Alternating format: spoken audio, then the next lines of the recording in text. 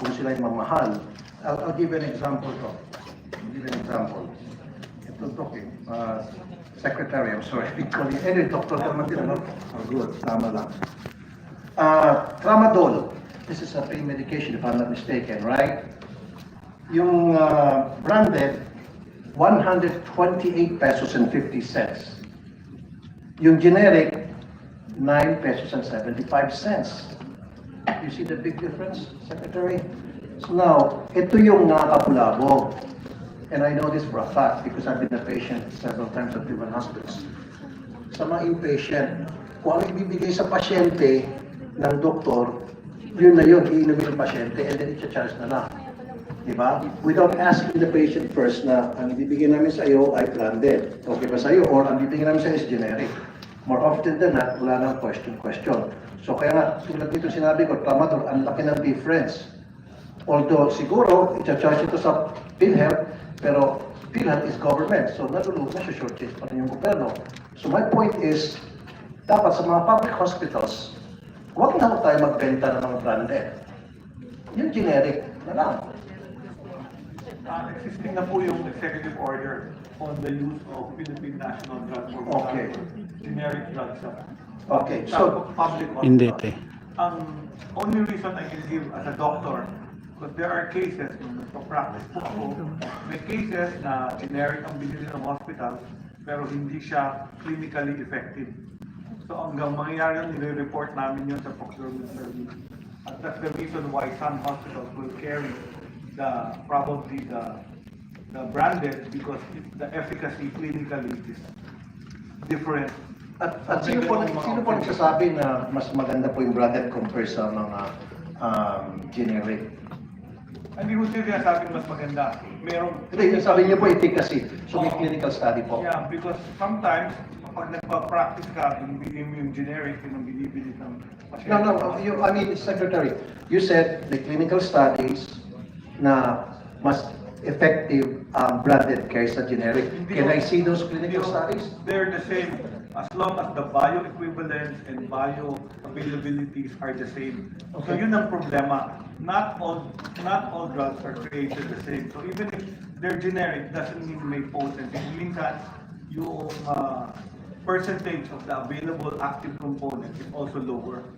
So yun yung mga problema po. Sometimes it's cheaper but the quality is not that good. So tama naman, generics and branded should be the same. However, may manufacturing, meron iba nagdadaya. Meron pong gano'n, nagdadaya yung percentage na gawin 90% lang. So yung efficacy, kita-kita ng doktor, hindi mo nawawala yung patient. Kaya nga po, nandiyan po kayo para ipasipin niyo po siya. If I may lang po, Senator Raffy, bakit pumapasok sa utak ng Pilipino o kahit saan na, for example, ayoko ng pangalanan yung brand, bakit mas prefer nila yung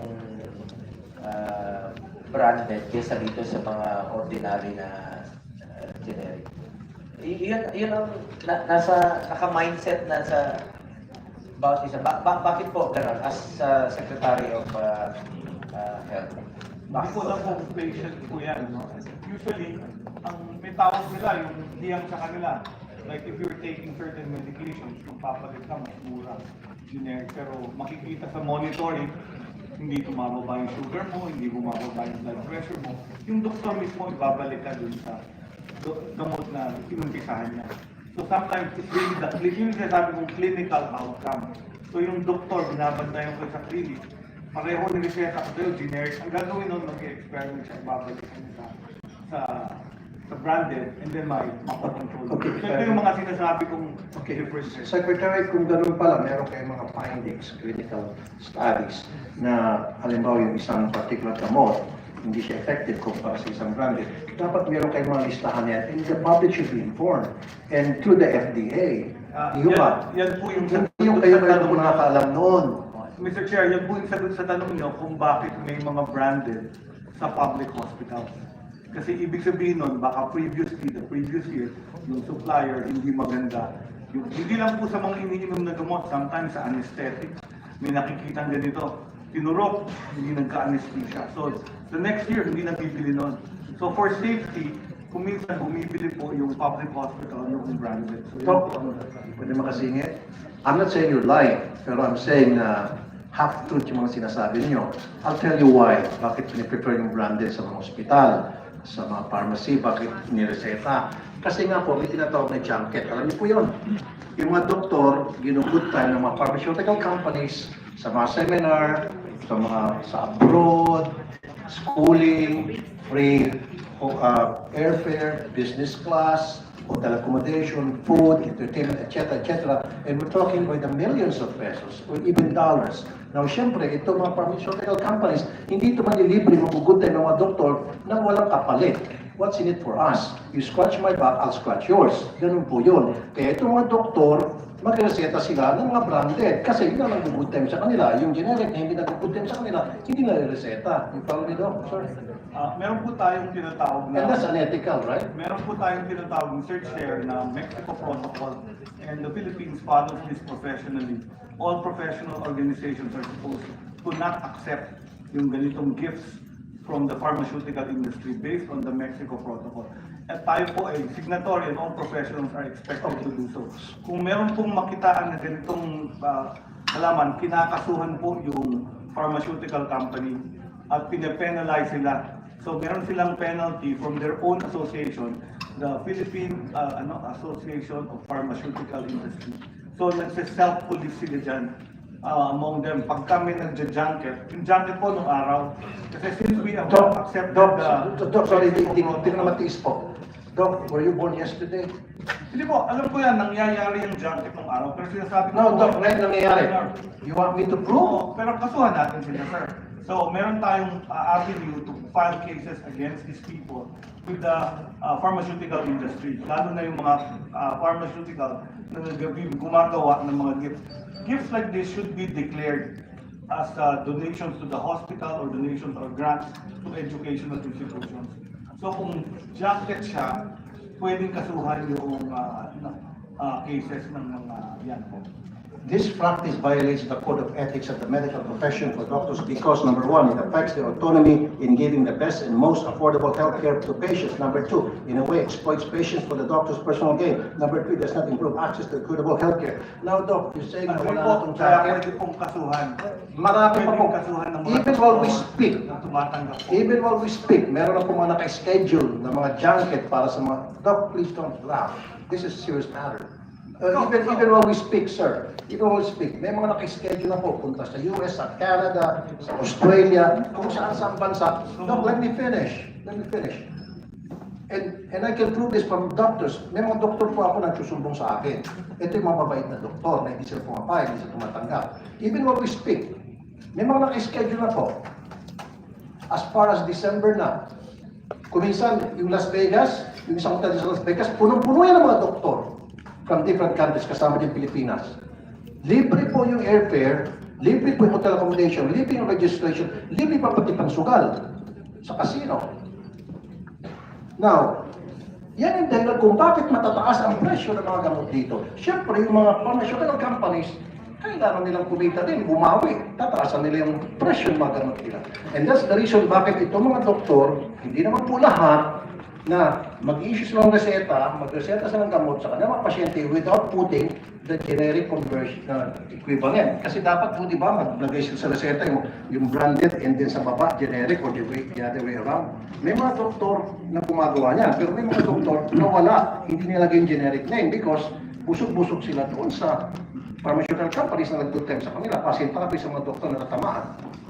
And you know, that's reality, Doc. And don't tell me na stop them because if you tell me na stop na yan, next week, sa next hearing, babalik ako, mapapahiya po kayo, Secretary.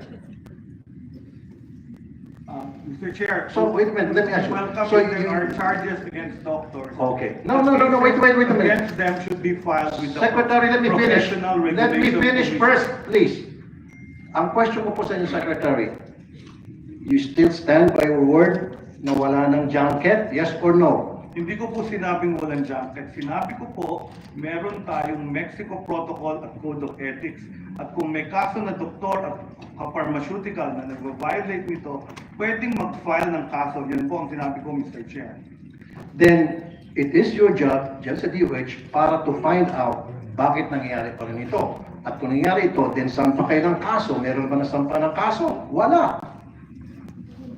Yes, Mr. Chair, this is practice of medicine. The regulation of the Department of Health by law is the facilities.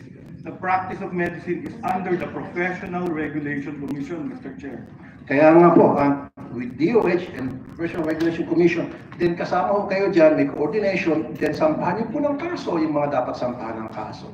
Yes, sir, we May will masampa. coordinate. In fact, we have filed cases. In fact, when I was undersecretary, we filed a case against the DOH hospital doctor for having accepted a gift from a pharmaceutical industry.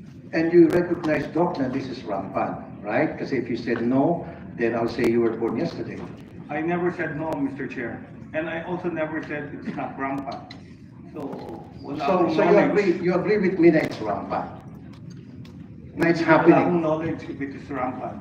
Then you should, But I know for a fact that it's happening. the regulations are there for people to file cases against. I know that there's regulation, and sir. Pharmaceuticals. Sir, I know that there's regulation. You and I know, and I have this paper to prove it.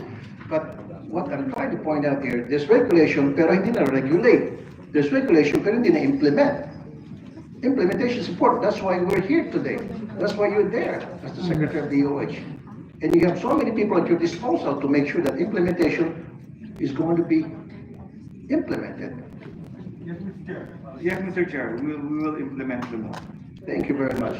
Kasi kanina, sorry, Secretary, ito. Eh, sabi mo parang ang dating sa akin na parang wala na yung jacket natin, meron parang ngayon wala na. Like I said, kung gusto niyo po, sa December pa lang, meron na po mga booking, airfare, meron po mga booking sa mga hotel, sa mga doctors, by the thousands and thousands, di ba? Na ginagastos, hundreds of thousands, even dolyar pa po. I'm sure alam niyo po ito, Doc. Kasi pag sinabi niyo na hindi niyo alam na itik says, I'm sorry, Doc, I'm not insulting you. Then sasabihin ko pinanganak ka lang kahapon. Kasi bilang DOH Secretary, alam niyo po yung mga nangyari sa ground, especially a former doctor in your case. And I respect you being kaya po kayo naging Secretary ng mga DOH because you're a good doctor, I would presume. Tama, sir? Tama, Mr. Chair. We'll investigate this in your claims.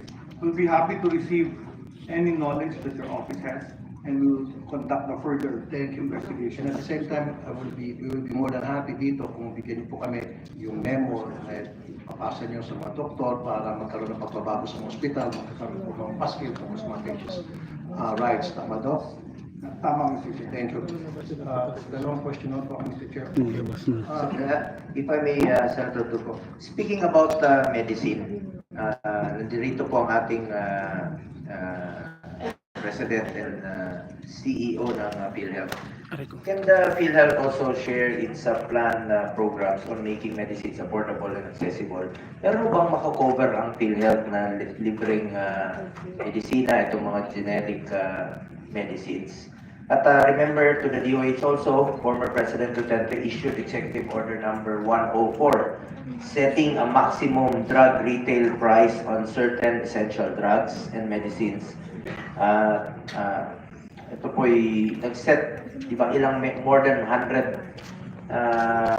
medicines po ito na nilagyan po ng maximum retail drug price. What is the status of the implementation of the MDRP? Sa DOH po ito, pero unang-una, pakisagot lang po muna sa mga libreng gamot mula sa PhilHealth. Meron ho ba? Meron po. Good afternoon po, Mr. Chair. Meron po, and Mr. Chair, with your permission, if I can allow my colleague, Dr. Clem, to elaborate on the program for medicines po. Sige po. Go ahead, Doktora. Since napag-usapan natin yung medisina kanina. Good morning po, Mr. Chair, and good morning to the honorable senators. Ngayon po, kasama na po sa consulta package yung gamot po for the primary care, no? So, generic po ito. Yes po. Saan galing yung medisina? Sa mga RHUs din po, or mga health centers, at sa mga accredited consulta providers. Go ahead po. Para malaman po ng publiko na saan sila kukuha ng medisina. Alam mo, Doktora, marami lumalapit sa akin, naghahawak ng mga reseta. Hindi nila alam saan sila pupunta at hingi ng tulong. Kaya minsan pupunta nga ng DSWD para humingi ng financial assistance. Baka may libre naman kung pwedeng ibigay ang ating mga health center, mga RHU through PhilHealth po. Go ahead po, Dr. Yes po. Kasama po dun sa konsulta natin, 21 medications. Ito po ay sumasagot sa mga common illnesses po natin ng mga Pilipino. Katulad po rin, kasama rin po dito yung para sa hypertension, yung mga maintenance medications natin for hypertension, diabetes, at mga antibiotics din po meron din po kasama yun. Bukod po doon, meron pa po tayo ngayong dine-develop na benefit package at for implementation po. Ine-expand na po natin yung gamot ng tinatawag po natin guaranteed accessible medications for outpatient treatment. Ito po ay nagdagdag na po tayo ng gamot dito from 21 consulta drugs. Ginawa na po natin with additional 32, so that's equivalent to 53 outpatient drugs na po. So mas marami na pong gamot po ang ma-avail ng mga members with the new benefit package when we implement it. So, libre po ito. Yes po. So, wala silang babayaran. Ang mag-prescribe yung doktor ng Yes. RHU o ng Super Health Center. So, saan nila ipapakita yung reseta? Doon sa mismo. Sir. Nandun na yung mga medisina. Sa ngayon po, yung RH na po ang mag-identify kung saan nila kukunin yung mga gamot po na yun. So may pharmacy doon sa It loob could ng be, RHU? yes po. It could be, sir, the pharmacy, yung mga butika ng bayan, or it could also be, they can also contract, sir, public or private. Ito yung merong mga konsulta program. How about wala silang konsulta program? Yun po, hindi, dapat po maging member. Accredited. But, Sir Manny Ledesma, pwede niyo bang matulungan, aside from Super Health Center, RHU, pwede niyo bang mapakalat itong konsulta program ninyo at maintindihan ng LGUs, ng Municipal Health Officer, saan sila pwedeng mag-apply ng inyong konsulta program para alam ng publiko, mga kababayan natin, nandyan yung sign, konsulta program. Punta sila ng Super Health Center, accredited ng konsulta ng PhilHealth, para magpakonsulta sila at ma-avail nila yung mga medisina. Actually, thank you for your question, Senator Bongo. Ever since I joined PhilHealth, sir, actually this is one of the things we've been trying to do, no? Because it's a very good program, but it still has a lot of shortcomings, no? And one of them is the slow registration, no? So we are working very hard at PhilHealth to try to increase the number of registrants, no? With various different methods, no? Marketing, with information dissemination and all that, no? In fact, before the Easter holidays, si Honorable Speaker Martin Romualdez and Congressman Tulfo, no, yung brother ni Senator Tulfo, offered their assistance to us kasi sabi nga nila, ang ganda po ng konsulta program pero hindi umaabot lalo sa mga tulong-dulo. So they've offered actually si Kong Erwin. So naniniwala ka ba, sir, na itong tinatayo ng DOH ng mga Super Health Center ay makakatulong na mas mailapit pa natin yung serbisyo ng konsulta program? Oh yes, definitely, Senator. Can you help these Super Health Centers to be accredited? Definitely, Senator. Any way we can help, any way we can assist, no? If it will accelerate the consulta program, of course, we are 100% supportive, no?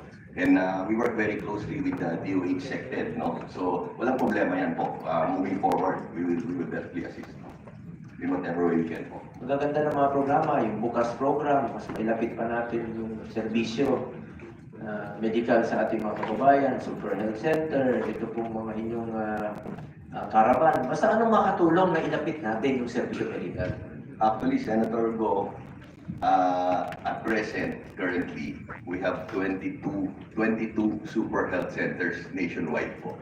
Just accredited. Accredited? Yes po. Mr. Chair, 22 po. pwede mo kasi, talking about magandang programa po itong ng PhilHealth, itong gamot, guaranteed access to medicine for outpatient treatment. Is this going on now? itong 9,000 pesos na essential outpatient medications to members? Ongoing na yan po, Senator Tulfo and Mr. Chair. And actually, we can furnish you, because as Doc Lem mentioned earlier, the list has gone up to 53 total medicines. No, we can furnish you a list of So that. ito 9,000 for outpatient lamang. How about mga inpatients? Mas lalong kailangan ito yung mga inpatients. Covered na po sa base rate po. So 9,000. Now, ang tanong ko lang po, paano ma-maximize itong 9,000? So how do we know, going back to the issue I was raising a while ago, na branded ba ang binibigay o generic? Kasi kung branded, ilang peraso lang to. Samantalang pag generic, ma-stretch to na maraming gamot ang may bibigay, madidispense sa pasyente. Understood po. Senator, with your permission, if I can allow Doc Lem to address the question po. Thank you, sir. Sir, meron po kasi fixed price na nilagay po din doon, dun sa 9,000 na yan, dun sa package po. And it actually, wala pong most of these are based on generic prices po. So, and that 9,000 is actually estimated in po to cover the 1 year maintenance po ng mga patients natin or ng mga Filipinos po na nagsasuffer doon sa mga nangangailangan po ng mga maintenance drugs like for hypertension and diabetes po. Yung mga generic prices po yan. Okay, babalik po ako sa DOH. DOH, pwede ba pagsabihin niyo po lahat ng mga ospital na sa kanilang website nakalagay po yung presyo ng kanilang servisyo, nakalagay po lahat ng mga presyo, kasama na po yung mga labs and everything, pati gamot. Kasi sa ngayon, meron po mga ospital na comply, pero may mga ospital hindi nilalagay po yung mga gamot, yung mga servisyo na in-offer nila. Kasi pag wala yung pupunta ng pasyente, pagdating doon, mabubulaga sila, ang mahal pala, o sasabihin sa kanila, pagdating sa bayaran, kawawa naman pasyente. Dapat they have the choice whether to go or not. Dahil nakita nila sa website yung listahan, yung presyo ng services and what have you. Yes po, Mr. Chair, you're compliant. Okay. And also isa pa po na notice ko siguro ito, bilang Dr. S. Po, sa practicing doctor ba kayo? How long have you been a practicing doctor? 40 years na po. 40 years. May I know, sa hospital po? Philippine General Hospital. Oh, very good. That's a very good hospital. Okay. So alam mo po siguro bilang practicing doctor sa Philippine Hospital for many years na marami mga pasyente na kailangan lumabas pa, bumili ng gamot sa butika kasi yung gamot sa hospital ay mahal. You agree or you don't agree? Meron pong ganun. Why is it happening? Kung ito po, walang supply. Kung kadalasan po, available naman kasi hindi kami babayaran ng PhilHealth pag pinalabas nito. So kung walang supply, make sure dapat palagi may supply. So dito may pagkukulang hospital. Ito po, ang ginagawa ng Kasi po as it is, stress na nga po doon sa kamag-anak na nagbabantay, na yung kanilang kamag-anak, naglingal or what have you, and then lalabas pa sa ospital at maghahanap ng gamot kung saan-saan pa kuminsan na wala na, nagkakasakit, pagbalik o nasasagasaan pa yung pasyente, yung bantay ng ospital. Opo, so may mga government hospital, may tinatawag silang consignment. So ang ginagawa nila, they make it available, tapos binabayaran per buwa para hindi lalabas ng patient. Kasi pag na-complain yung patient sa PhilHealth, hindi babayaran ng PhilHealth sa hospital. So always make sure dapat, Dr. Naon, lahat ng mga public hospitals especially, palagi naka-stack up sila na hindi na po kailangan lumabas pa ng mga kapag-anak para maghanap ng mga butika na mabibili ng gamot na reseta. And then pangalawa po, dapat nakalagay po sa website ng mga ospital yung mga servisyo, mga presyo ng servisyo at mga gamot na ino-offer nila. Nang sa gayon, hindi na po mapapagod yung mga pasyente. Meron silang choice whether to go there or not. Kasi in some cases, pupunta sila, mabubulaga sila pag sinabi ko, mahal pala nito, lipat na lang sa ospital. Masayang ko yung pag-usahan nila, especially kung may emergency. Magpupunta sila kung elective, di ba? You agree, Doc? I agree, Mr. Chair. Meron na pala kaming administrative order ng Department of Health 2021-0008 requiring the posting of prices in all health facilities. So papareiterate ko po ito at i-distribute natin sa lahat ng health facilities para mag-comply. Yan yung sinasabi ko, Doc. Meron tayong mga gandang batas, meron tayong mga magagandang mga department order. Ang problema, walang kulang sa implementation. I agree with you.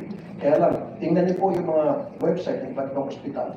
Meron po nagko-comply, pero meron pa rin, marami pa rin na hindi.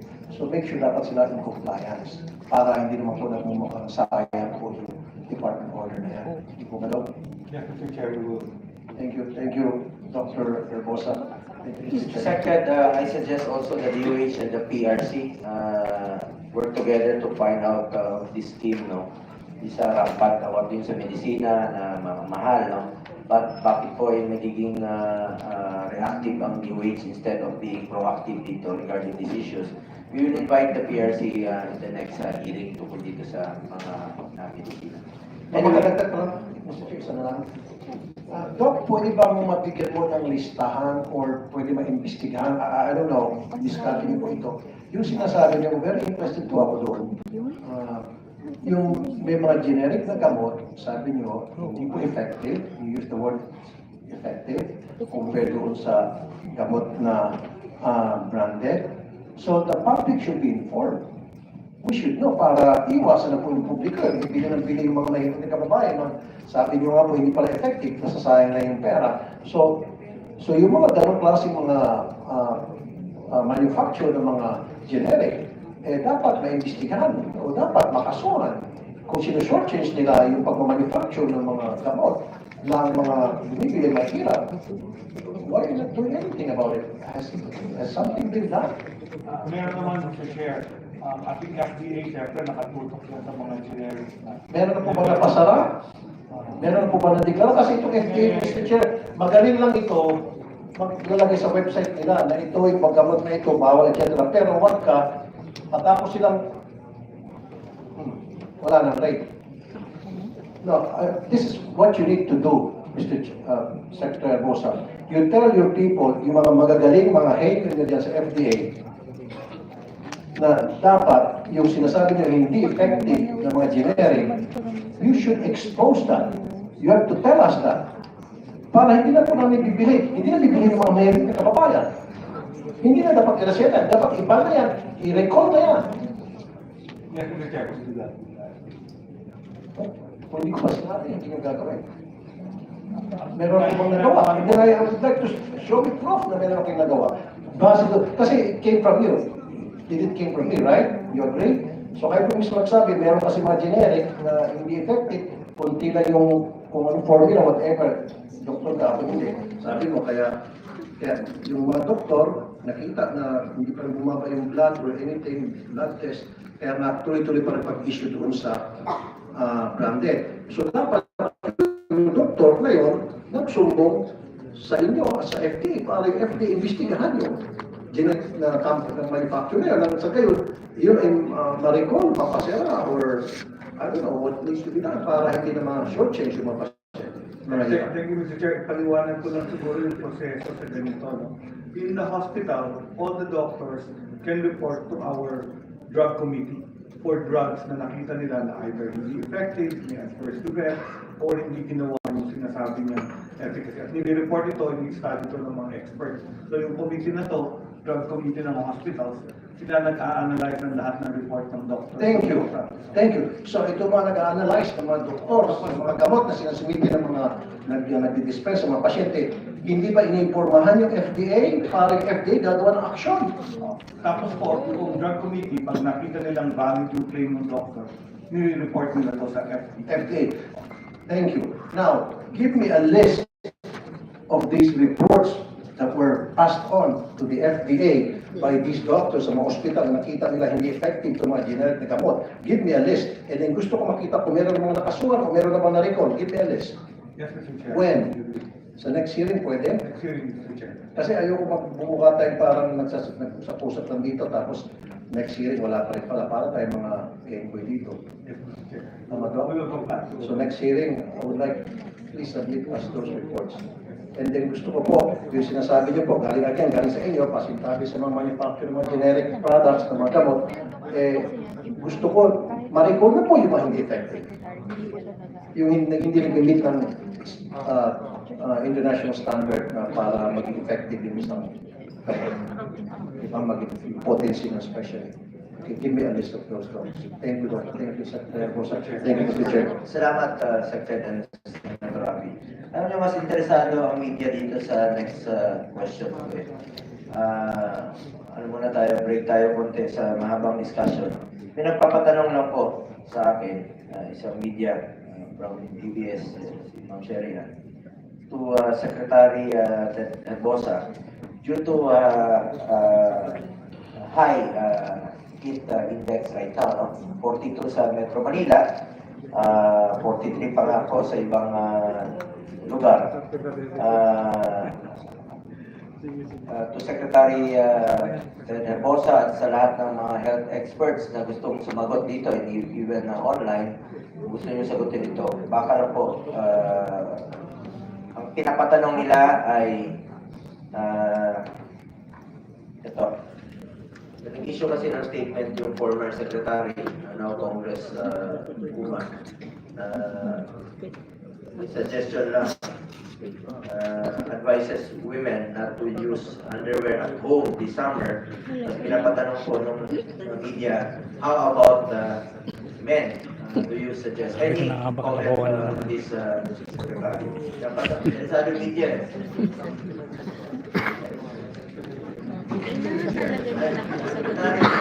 Mag-comment muna. No comment, Mr. Chair. Si Secretary Ted, ang ating health expert naman ang ating pasagutin. Thank you, Mr. Chair. Narinig ko na, napanood ko na yung statement, no, ng ating Congresswoman and former Health Secretary Janet Durham. At alam ko, nag-residency siya in obstetrics and gynecology. So, hindi ako nag-residency sa obstetrics and gynecology. So, yung kanyang mistake sa video, yung tinanong ko po yung sa aming chairperson na obstetrics gynecology sa Philippine General Hospital. Dito, para Habana.